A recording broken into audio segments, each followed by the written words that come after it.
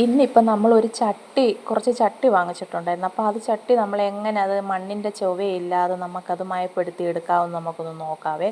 അപ്പോൾ തലേ ദിവസം നമ്മളത് ചട്ടി ഒരു ഒരു തലേ ദിവസം കിടക്കുമ്പോഴത്തേക്ക് നമ്മളത് മുക്കി വെക്കുക.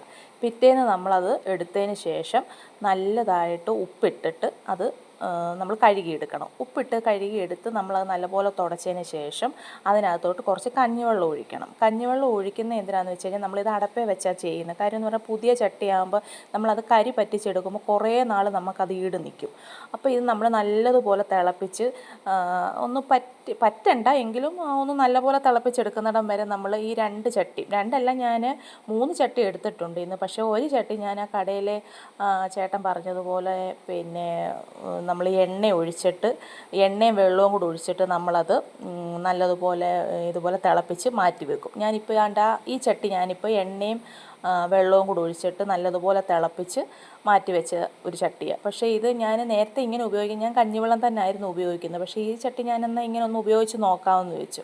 അപ്പോൾ അതിനകത്തോട്ട് കുറച്ച് നമ്മൾ എണ്ണ ഒഴിക്കുക, പിന്നെ അത് കഴിഞ്ഞ് വെള്ളം ഒഴിച്ച് കഴിഞ്ഞ് നല്ലതുപോലെ തിളപ്പിച്ചെടുത്തതിന് ശേഷം ഇതെല്ലാം നല്ലതുപോലെ നമ്മൾ കഴുകിയെടുക്കണം. കഴുകിയെടുക്കുക എന്ന് പറഞ്ഞു കഴിഞ്ഞാൽ സ്ക്രബ്ബർ ഉപയോഗിച്ച് കഴുകരുത്. സ്പോഞ്ച് ഉണ്ടെങ്കിൽ സ്പോഞ്ച് ഉപയോഗിച്ച് അത് കുതിർന്ന് കഴിയുമ്പോൾ അതങ്ങ് പൊക്കോളും. അപ്പോൾ അത് കഴിഞ്ഞതിന് ശേഷം നമ്മൾ അതിനകത്തോട്ട് കുറച്ച് എണ്ണ പുരട്ടി നമ്മളത് മാറ്റി വെക്കണം. അപ്പോൾ തന്നെ നമുക്കൊരു നല്ലപോലെ നമ്മളെ കൈ നോക്കുമ്പോൾ തന്നെ അറിയാം നമുക്കത് നല്ല ഒരു മയപ്പെട്ടിട്ടുണ്ടാവും ആ ചട്ടി. ഇങ്ങനെ ചെയ്ത് കഴിയുമ്പോൾ നമുക്ക് മണ്ണിൻ്റെ ചൊവയൊന്നും നമുക്ക് പാചകം ചെയ്യുമ്പോൾ വരത്തില്ല കേട്ടോ.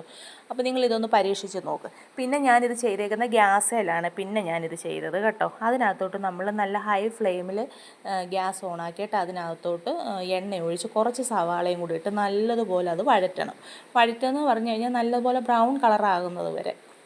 അപ്പോൾ ബ്രൗൺ കളർ ആകുന്നത് വരെ എന്ന് പറഞ്ഞാൽ നമ്മൾ ഇതിനകത്ത് സ്റ്റീൽ തവി ഉപയോഗിക്കാതെ നമ്മൾ ഈ ചിരട്ടയുടെ തവി ഉപയോഗിച്ച് നമ്മൾ ചെയ്യുകയാണെങ്കിൽ കുറച്ചുകൂടെ നല്ലതായിരിക്കും. അപ്പോൾ നമ്മൾ അതുപോലെ ചെയ്ത് ഒരു സവാള നല്ല ബ്രൗൺ കളർ ആകുന്നിടം വരെ നമ്മളത് ഇളക്കി അത് തണുത്തതിന് ശേഷം അത് മാറ്റി അത് കഴുകിയതിന് ശേഷം നമ്മൾ നല്ലതുപോലെ തുടച്ച് എണ്ണ പുരട്ടി വെക്കുക. എണ്ണ പുരട്ടി ഇങ്ങനെ നിങ്ങൾ ഉപയോഗിക്കുകയാണെങ്കിൽ ഒത്തിരി നാൾ നിങ്ങളുടെ ചട്ടി കേടുകൂടാതിരിക്കും. നിങ്ങളൊന്ന് പരീക്ഷിച്ച് നോക്കുക.